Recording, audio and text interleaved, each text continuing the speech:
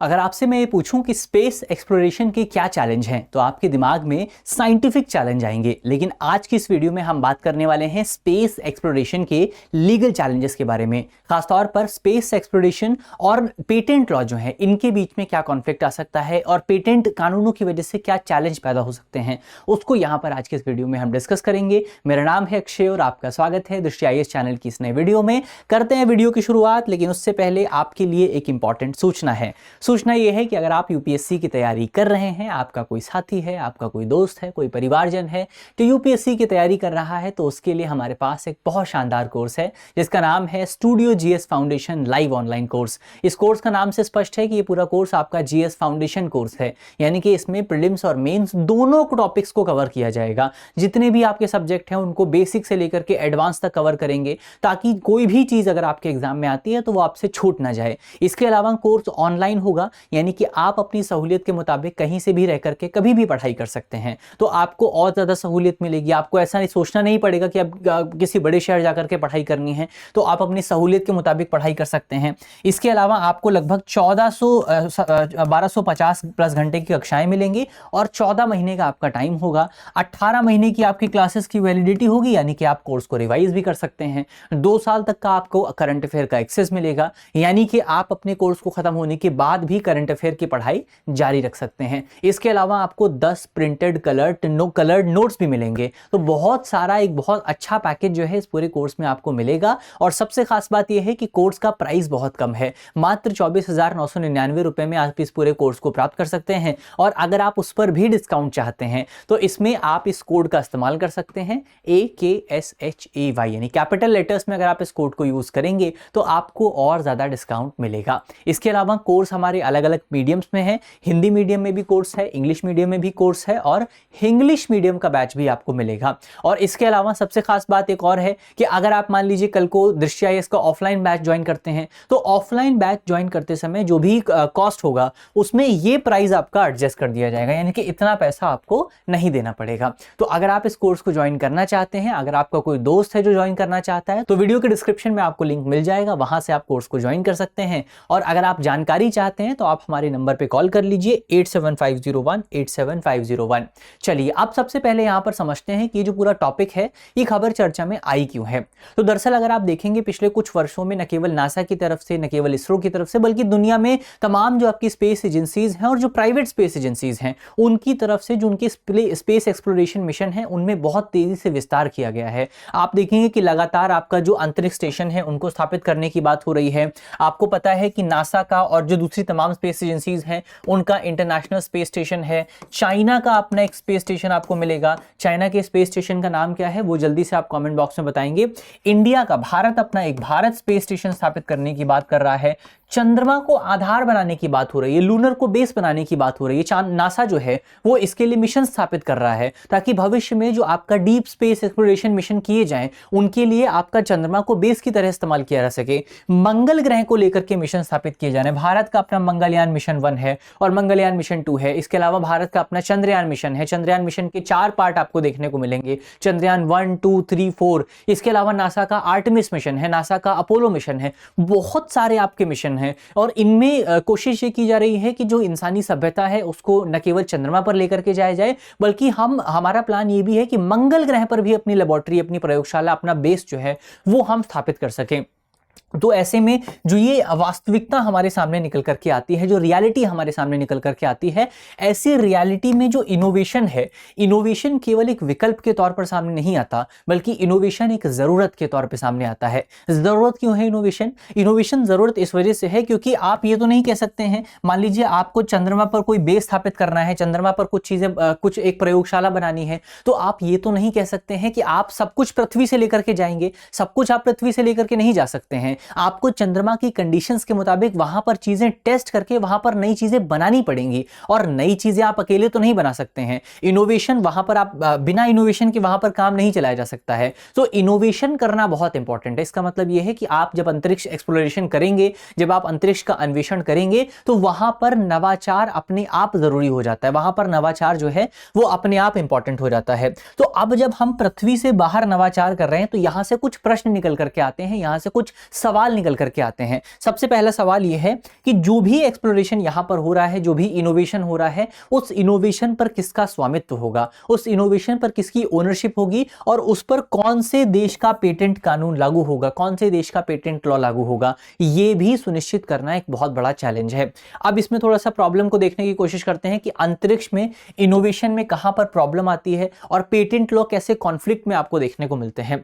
तो अगर आप पेटेंट कानूनों की बात करें, पेटेंट लॉ की बात करें, तो ये पेटेंट लॉ आपका टेरिटोरियल सिद्धांत पे काम करते हैं, टेरिटोरियल प्रिंसिपल पे काम करते हैं, क्षेत्रीय सिद्धांत पे काम करते हैं।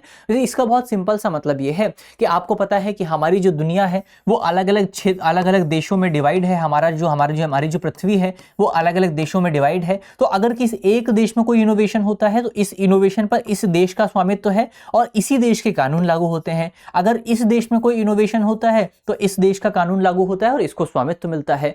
लेकिन अगर आप देखें तो ये क्या हो गया, ये आपका क्षेत्रीयता का सिद्धांत हो गया, ये आपका टेरिटोरियल प्रिंसिपल हो गया। पेटेंट अधिकार विशिष्ट भौगोलिक क्षेत्रों में दिए जाते हैं, यानी कि आपका जो पेटेंट, जो भारत में अगर आप पेटेंट जो है दाखिल करते हैं तो उसका जो क्षेत्राधिकार होगा वो भारत में ही लागू होगा। वो अमेरिका में जाके आप उसको इंप्लीमेंट नहीं कर सकते हैं, आप उसको रशिया में जाकर इंप्लीमेंट नहीं कर सकते हैं। तो पेटेंट लॉ जो होते हैं वो क्षेत्रीय आधार पर काम करते हैं और इसका उल्लंघन जो है वो इस बात पर निर्धारित होता है कि जो आपका प्रोडक्ट है वो कहां पर बना था, उसका उपयोग कहां पर हो रहा है, बिक्री कहां पर हुई है। तो ये तमाम चीजें जो है डिसाइड करती हैं। पर अगर आप अंतरिक्ष की बात करें, अंतरिक्ष को अगर आप देखें तो अंतरिक्ष कानून ये कहते हैं कि बेसिकली दुनिया में आपके जो नेचुरल बॉडीज हैं वो नेचुरल बॉडीज किसी एक देश की, किसी एक व्यक्ति की, किसी एक सभ्यता की नहीं है, किसी एक नस्ल की नहीं है, बल्कि दुनिया में जो भी आपकी नेचुरल बॉडीज हैं वो दुनिया के सभी लोगों की हैं। सभी लोगों को उन पर जो है अधिकार दिए गए हैं। कोई भी देश जो है, कोई भी आपका जो संप्रभु देश है वो खगोल पिंडों पर अपना दावा नहीं कर सकता है। हालांकि जो आपके पंजीकृत अंतरिक्ष यान है उन पर अधिकार का दावा आप जरूर कर सकते हैं। तो इसको हम इस तरीके से समझ सकते हैं कि आपका जो अंतरिक्ष निकाय है, जो भी आपकी सेलेस्टियल बॉडीज हैं, उन सेलेस्टियल बॉडीज को दो हिस्सों में डिवाइड किया जाता है। दो प्रकार से आप उसको देख सकते हैं।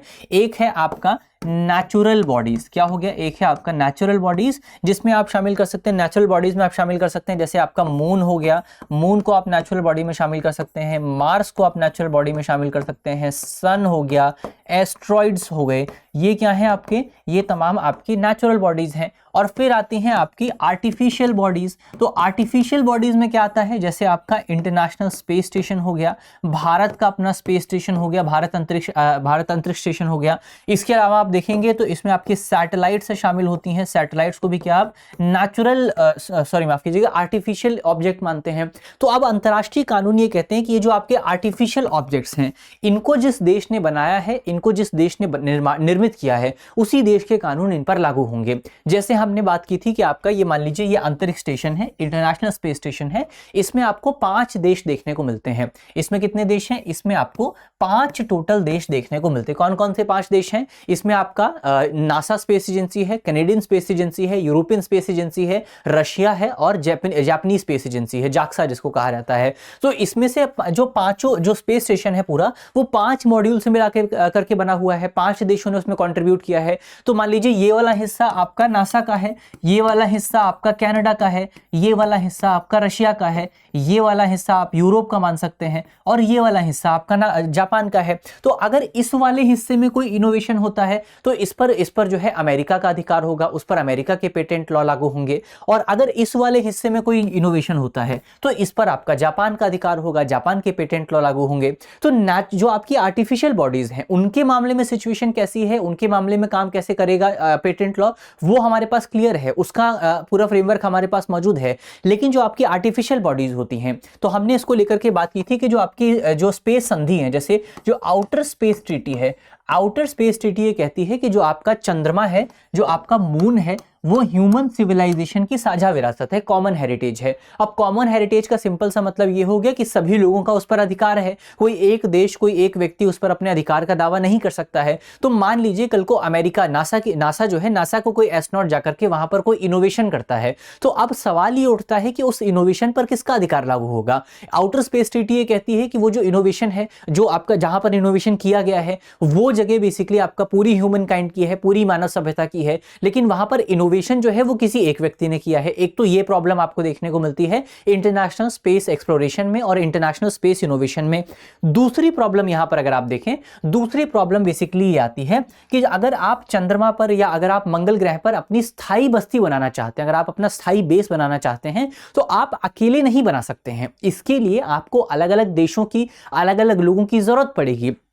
इसमें अगर आप देखें केवल एक देश अकेले अपने संसाधनों का इस्तेमाल करके जो है इस तरीके का कोई मिशन स्थापित नहीं कर सकता है, बेस नहीं बना सकता है। अगर हमको चंद्रमा पर बेस बनाना है, अगर हमको मंगल ग्रह पर बेस बनाना है, तो इसके लिए हमको अलग अलग देशों के सहयोग की जरूरत पड़ेगी। जैसे इंटरनेशनल स्पेस स्टेशन बनाने के लिए 5 जो है स्पेस एजेंसीज ने सहयोग किया है, उसी तरीके से मंगल ग्रह पर या नासा जो आपका चंद्रमा है वहां पर बेस बनाने के लिए अलग अलग स्पेस एजेंसीज की जरूरत पड़ेगी। कोई एक स्पेस एजेंसी जो है वो यान तैयार करेगी, कोई एक स्पेस एजेंसी जो है वो रोवर तैयार करेगी, कोई दूसरी स्पेस एजेंसी जो है वो एल्गोरिदम तैयार करेगी, कंप्यूटर सॉफ्टवेयर तैयार करेगी। तो ऐसे अलग अलग आप देश जो है वहां पर काम करेंगे। तो अगर किसी बेस को स्थापित करने के लिए अलग अलग देशों ने काम किया है, तो फिर उस पर कौन से देश का अधिकार लागू होगा, कौन से देश के कानून लागू होंगे, ये भी एक बहुत बड़े जटिल मुद्दे के तौर पर सामने आता है। तो ऐसी सिचुएशन में यह स्पष्ट नहीं है कि आविष्कार कहां पर हुआ है, आविष्कार किसने किया है। मान लीजिए हमने ये चंद्रमा, ये आपका एक बेस है, हमने चंद्रमा पर यह बेस स्थापित किया है,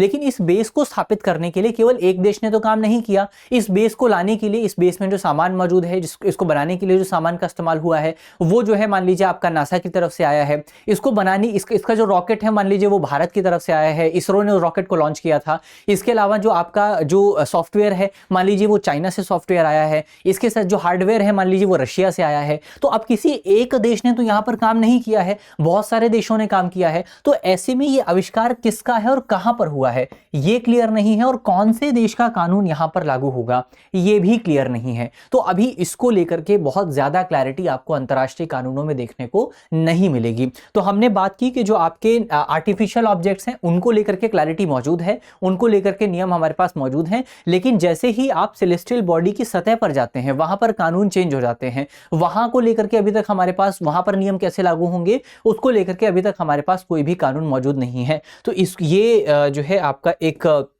आप कह सकते हैं वैक्यूम आपको देखने को मिलेगा अंतर्राष्ट्रीय कानून में, जिसको हो सकता है भविष्य में जब इनोवेशन की शुरुआत हो जाए, जब नवाचार शुरू हो जाए, तो शायद इस वैक्यूम को फिल किया जाए। लेकिन इससे पहले आपके लिए एक सवाल मौजूद है जिसका जवाब आपको कमेंट बॉक्स में देना है। सवाल में आपसे पूछा गया है कि हाल ही में चर्चा में रही आर्टेमिस संधि निम्नलिखित में से किससे संबंधित है। हमारे ऑप्शन है, ऑप्शन ए वैश्विक जलवायु परिवर्तन नियंत्रण समझौता, ऑप्शन बी अंतरिक्ष अन्वेषण में अंतर्राष्ट्रीय सहयोग हेतु ढांचा, ऑप्शन सी परमाणु हथियारों के अप्रसार की संधि, ऑप्शन डी वैश्विक व्यापार नियमों से संबंधित समझौता।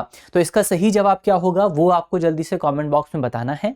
मुझे उम्मीद है कि इस वीडियो में हमने जितने भी इंपॉर्टेंट टॉपिक डिस्कस किए हैं वो टॉपिक आपको समझ में आए होंगे। अगर आपको वीडियो अच्छी लगी है तो वीडियो को लाइक कीजिएगा, वीडियो को शेयर कीजिएगा अपने दोस्तों के साथ, अपने साथियों के साथ, और अगर आप चैनल पर नए हैं तो चैनल को सब्सक्राइब जरूर कर लीजिएगा ताकि इससे हमारा हौसला और बढ़े और हम आपके लिए और बेहतर वीडियो बनाते रहें। मिलते हैं आपसे अगली वीडियो में, तब तक के लिए अपना ख्याल रखिए, ध्यान रखिए, पढ़ते रहिए। धन्यवाद। अब एग्जाम की तैयारी को और बेहतर करने के लिए हमारे चैनल को लाइक, शेयर और सब्सक्राइब करना ना भूलें।